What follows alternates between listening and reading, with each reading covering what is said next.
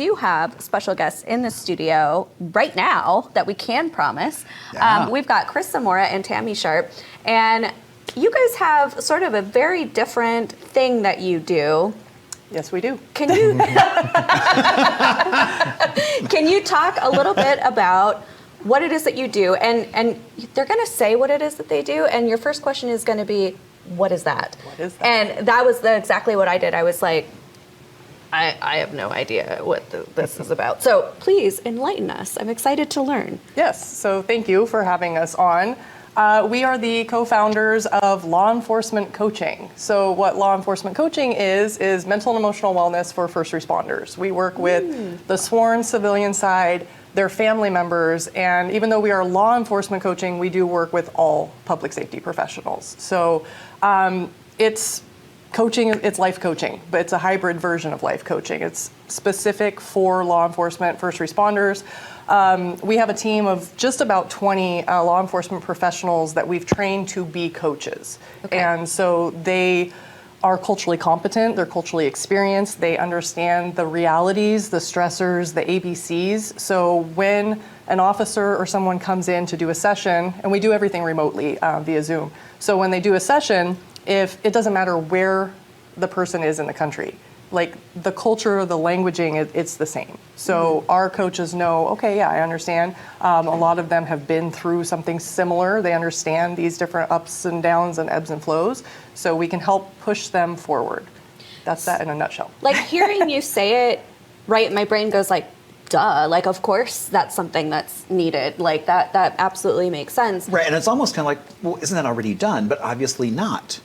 Like coaching, you would think. But yeah, like are you a rarity? Like is this kind of a not very common thing? Yeah, and the way that we're doing it is rare. So coaching exists in every industry. You got business coaches, life coaches, nutrition coaches. In law enforcement specifically, there's been mentors, there's been training, but there hasn't been wellness coaches. Wellness is almost like a newer concept. It's only been within the last 5 years that it's starting to take off. There's been a lot of stigma, and Chris can kind of talk on this. I'll let you talk. Thanks. Thanks, Tami. Yeah, but it wasn't, so my dad was an outpost deputy sheriff back in the day. And old school mentality is, suck it up, buttercup, you don't talk about it. If you do say, hey, I'm struggling, it could have been seen as career suicide. And you'd get pulled onto light duty or whatever that is. It has changed because we've seen that's not sustainable. We're losing first responders just all, whether they're leaving or they're burning out or they're committing suicide, the numbers are way too high. So everybody's been like, okay, we need to make wellness a priority, but now it's kind of like, what does that mean? So hi, I'll let you talk. Hi, I'm Chris Zamora, retired police officer here in Arizona. Okay. I did 23 years. Okay. Some of the things that I did while I was in law enforcement, right out of the academy because I was so young, they sent me back to high school, so I got to go work undercover for 2 semesters posing as a high school kid.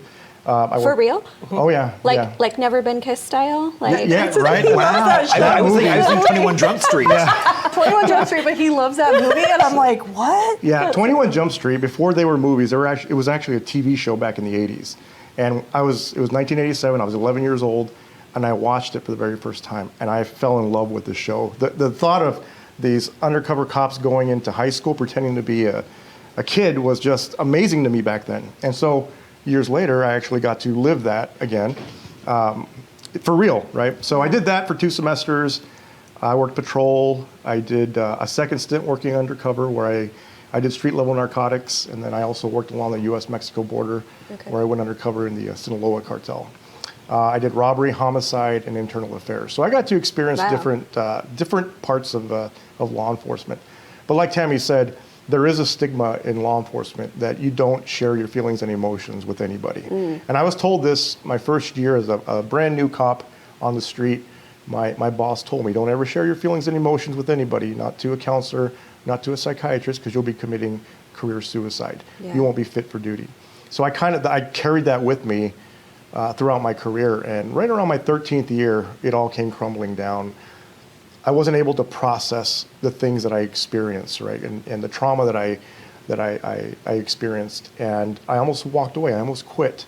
And I know so many officers that quit way too early, and then they regret it later on. Yeah.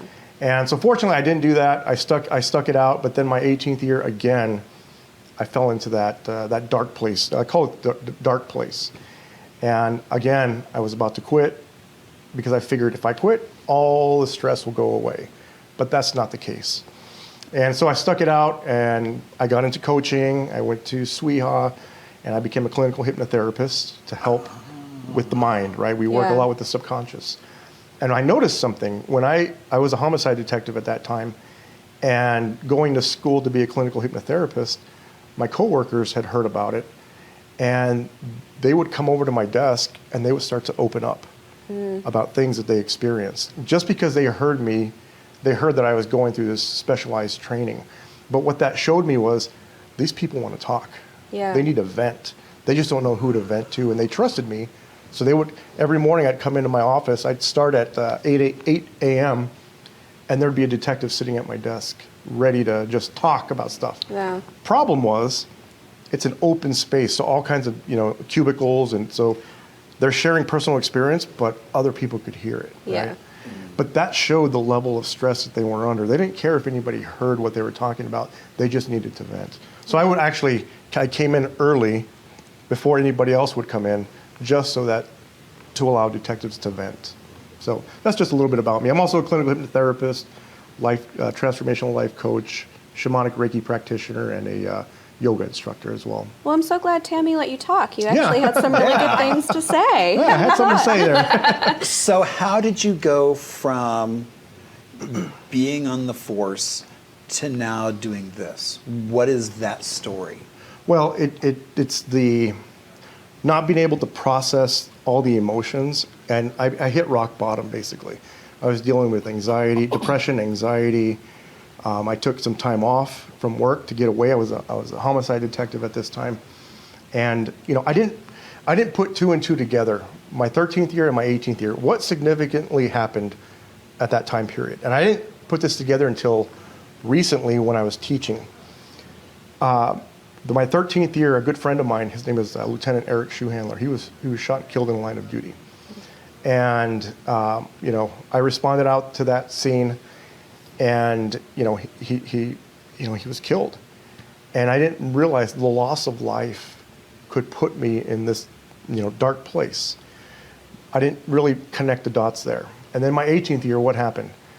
My partner, my mentor, the lady who trained me on how to be a homicide detective, she was my partner. She unexpectedly passed away in surgery. Again, I didn't recognize it. This profound sense of loss put me in these dark places, and I didn't recognize it. So because of that, I wanted to work. I was actually part of the CIT team for first responders. So we were hosting a training, critical incident or a crisis intervention team is what CIT stands for. And my agency was hosting a CIT training for first responders for the East Valley. Well, I was tasked with teaching about suicide awareness because there's a high rate of suicide in our profession. And when I was running the numbers, doing research on this, I saw that law enforcement, we were almost three times higher likelihood of committing suicide versus getting killed in a line of duty. And I ran the numbers for like the previous 5 years, and the average came out to officers killed in a line of duty was right around 60, nationwide average. Active duty officers that committed suicide, it was right around 160 something officers average, right? Almost 3 times higher likelihood. So because of that really, that light bulb went off. And then the stuff that I experienced at this point, I thought, what can we do? How can we help first responders so that we don't fall into that dark place? And it was funny, of all places, I was at a tactical training, of all places, right? I'm training with SWAT guys, I'm training with Navy SEALs. And just on a break, I mentioned to somebody that I wanted to become a clinical hypnotherapist, right? To work with the subconscious. But there were no schools around here. I couldn't find any. And one of the guys said, hey, my wife went to this school in Tempe, and they offer, I think, hypnotherapy there. And I thought, oh, really? And so he gave me the name of it, and that's where I started my journey. It was there. Of all places, right? what led me to SWIHA was at a tactical training. Yeah, you wouldn't expect that. Yeah, exactly. Yeah, it So, just goes yeah. to show you, got to That be open. juxtaposition. Yeah. And that's where we ended up meeting because I had moved here from Maui. So I'm from Washington State originally. I lived in Hawaii for about 10 years, and then I had just moved here. I didn't know anybody. And I've tripped into SWIHA as well. I think it's great that you guys had Casey on before. Yeah. That's like divine. I mean, I don't know what Casey said exactly, but I can tell you it's all divine.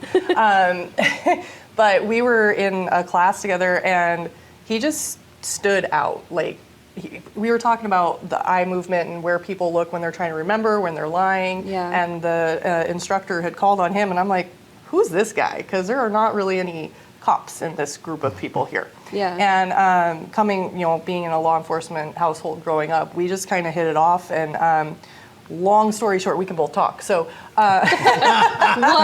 what? Hi. I wouldn't know what that's like having a counterpart that can talk. I'm surrounded.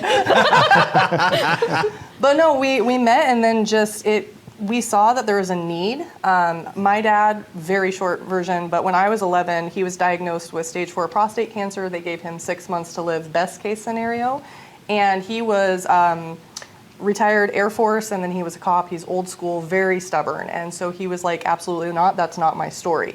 So I learned the power of the mind from 11 years old because he got a death sentence, but he said no. And so he fought, and he lived for 7 years in complete remission with a 0 PSA count. Wow. So I saw firsthand growing up how we can create our own reality. So when we met and we saw this need, everything just clicked. You know when you're on the right path because things fall into place.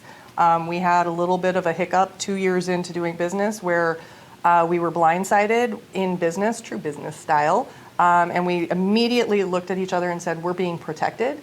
Our team that we had built said, you guys created something. We believe in you. Keep going. So they came on as a volunteer basis for the last couple of years while we pivot and get everything going to the point now we are working with departments across the country. We are doing, because of his experience, he's created what's called duty-driven deterioration. And we have a training for that. So we're actually bringing that to Arizona. In January. Then we're going out to Southern California and then up to Washington State and just helping as many people as we can. That's incredible. Such inspiring and impactful work that you're doing. I want to end with you sharing, one, how people can support you or even just learn more about kind of the necessity of the work that you're doing, and two, how they can get in touch with you if they would like to work with you or require your services. Yeah, absolutely. So it's very simple. All of the things, law enforcement coaching, lawenforcementcoaching.com, and then @ all the things, law enforcement coaching. Can't mess that one up. But if you go to our website, you can learn all about us. If you are somebody that is in a first responder family, spouse, we don't work with children, but we do work with adult immediate family members as well if they're needing that support. Ideally, we have a couple different moving parts to the company. Ideally, we like to contract with departments so that everybody in the department's just taken care of. And we work with command staff to figure out the budgeting, and then that way nobody has that stress, they just have the service.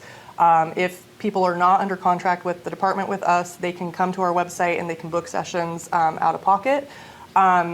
The other thing that we are starting to launch in this beginning year is sponsorship, so that companies or people can sponsor, and it basically goes to a pool of prepaid funds for whoever needs the services. And That's that can great. just be nationwide. Hey, we have it. If somebody comes to us, yes, it's taken care of. Or you can sponsor a particular department, state, whatever that is. So if, say, somebody were to sponsor Phoenix PD, we would reach out to Phoenix, say, hey, we have this much funding for you, and we work with them to get everything in place. We give them a promo code, and it's accessible to their people. We never want money to be the reason that people are not getting Yeah. wellness services.